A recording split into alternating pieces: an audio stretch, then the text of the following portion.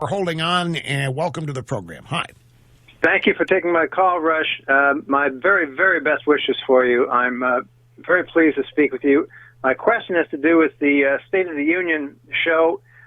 From the party we were in, we could see from your surprise, we could hear you saying to yourself, keep it together, keep it together, keep it together. My question is about Nancy Pelosi, and did you notice from where you were her pre-tearing of the speech before she did so at the end? Yeah, but I didn't know what it was. I saw her pre-tearing it, and I had no idea that it was because. Was that before she started, or along during it? And secondly, no, it was that will do to the Democrats. No, it was before, because clearly she didn't have the strength to rip it from scratch. So she had to get each page started in advance so that when she went to rip it up. But that was before he started? Well, I think it was after he started.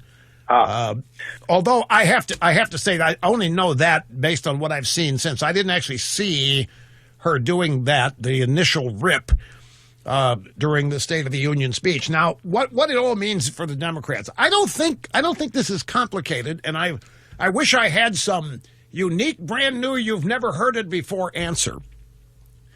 But you want to know what the impact of this is going to be on the Democrats. It is going to be devastating. I'm watching the media today. I've watched the media the past couple of days. They're trying to glaze over this debacle in Iowa. They're trying to make it like even media that you think is friendly to us. They're doing everything they can to salvage this because they need viable opponents for ratings. They need to be able to report that the Democrats have a chance, that the Democrats are gaining ground on Trump. But, folks, the mistake that they have made from the beginning, they continue to make it. They are incapable of fixing this. For whatever unreasonable, make no sense reasons, they hate Donald Trump, and they think everybody else does too. There's no other reason to do this. But look, everything they have tried has failed.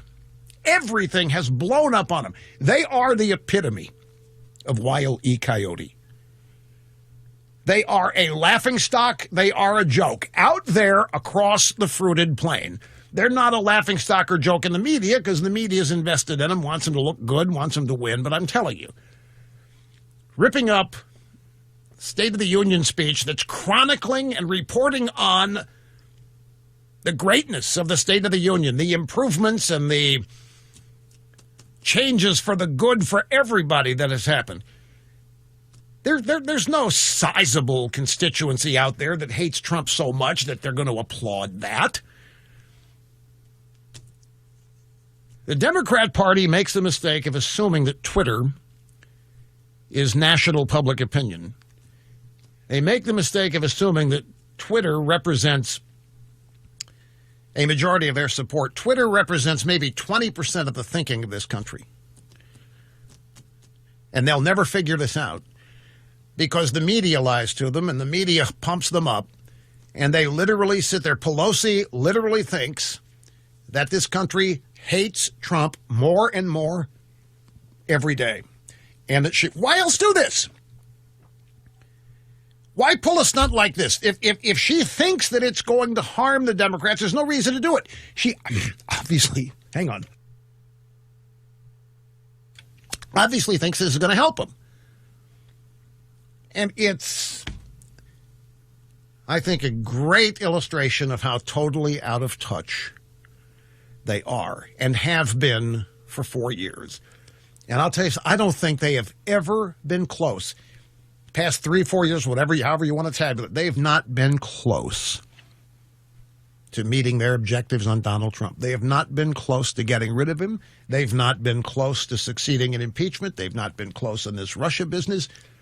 They have been embarrassingly off-bent, out of touch. They have looked mean-spirited and ridiculous to a vast majority of normal Americans to whom their behavior doesn't make any sense. And the Democrats have no way of knowing that and seeing that. This was a big debacle. This Iowa mess is right along the line with it. I'm watching, as I said, watching the media.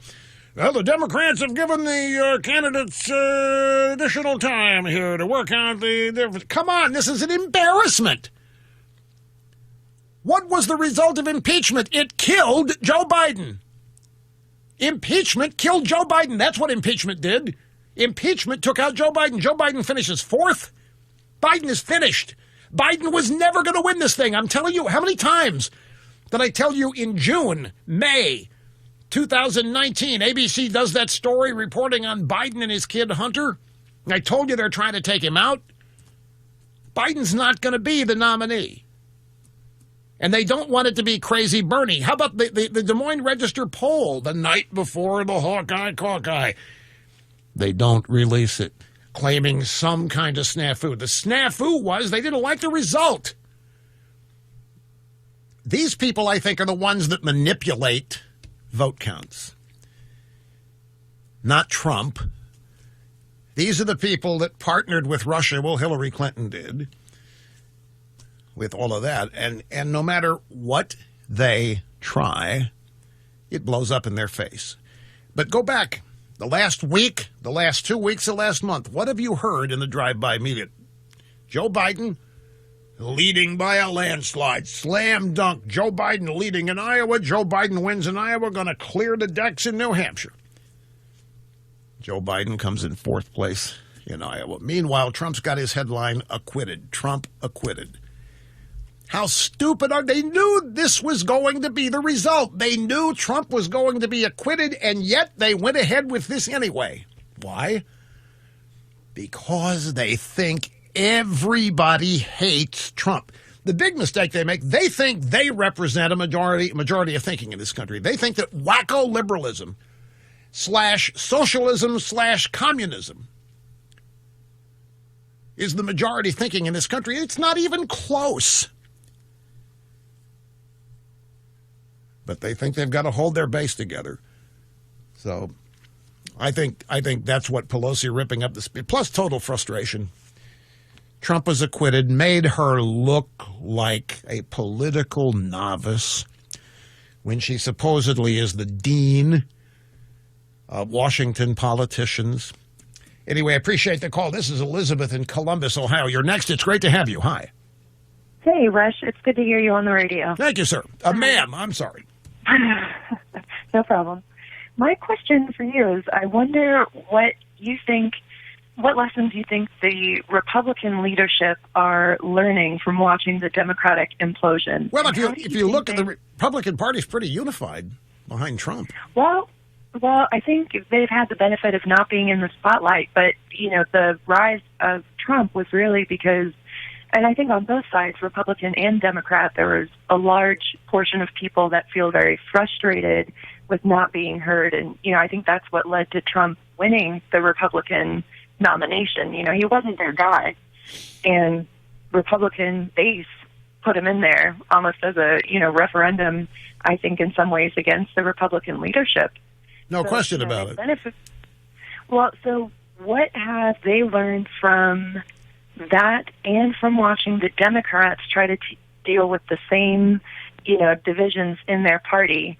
And how are they going to take that once Trump is out? Well, I don't know for sure. I don't know for sure what they've learned, but I'll tell you what they should have learned. They should have learned. They look at Trump's approval rating. Look at the economy. Has the highest approval rating ever. Trump's approval rating as president. After all of this, Elizabeth, after all this impeachment, after all of the Mueller investigation, which was a perjury trap, after all the Russia stuff, after all, Trump's approval rating is at an all-time high. And I think one of the lessons that I see being learned by a whole lot of Republicans is they don't have to be afraid of the media anymore. If Donald Trump is demonstrating one thing, it's you don't have to be afraid of what the media says about you. You can win if you simply connect with a majority of the American people. And Trump did, and he connected with a majority of the American people because, particularly in Republicans, they're fed up. They've been lied to campaign after campaign after campaign. Candidates have promised to do X, Y, and Z year after year after year, get elected. It doesn't happen. Take the issue, it doesn't matter, trade or healthcare, you name it. Trump comes along, and he is not one of those people. He is by definition an outsider who is already well known and has established an identity with people in his other businesses, and he has the unique ability to speak publicly and be believed. People take him seriously. They believe he means what he says, that he's going to do what he's going to do, and he does it. And they've learned it. And it just, to me, illustrates how many people in this country for so long have been frustrated with the, deep state, or just the way Washington works. And the way Washington works is it's all about them and their families and their kids. It's really not about you, except every election. They make it look like it is. There's some exceptions here, but most of Washington, look at the ambassadorial corps that testified against. By the way, you see Trump might be getting rid of Vindman. Right on, dude. Lieutenant Colonel Vindman. Oh, Jose, can get rid of him. Get rid of all these saboteurs. Trump's approval rating will go up to 60% if he does this. Well, we know who the whistleblower is. He has been outed publicly to mention the moment I mentioned his name. But it's nothing about Trump. Trump doesn't go back. He'll slam them as they fail, but he's going to keep moving forward. He leaves them in the dust. All they can do is cry over spilt milk and bellyache and whine and moan. And Trump is just out maneuvering them. He's out dancing them. He's zooming and speeding by these people on his agenda, on his approach with the media. And so they don't know. It's amazing to me that they still haven't figured out and don't seem to care who he really is and how to stop him, which is fine and dandy with me. They continue to just do dumb, ignorant things as they attempt to stay true or whatever to their ideology. Look, I got to go. Quick timeout. We will continue in a moment. They used to get away with it, but not anymore. Thanks to Rush and the EIB network.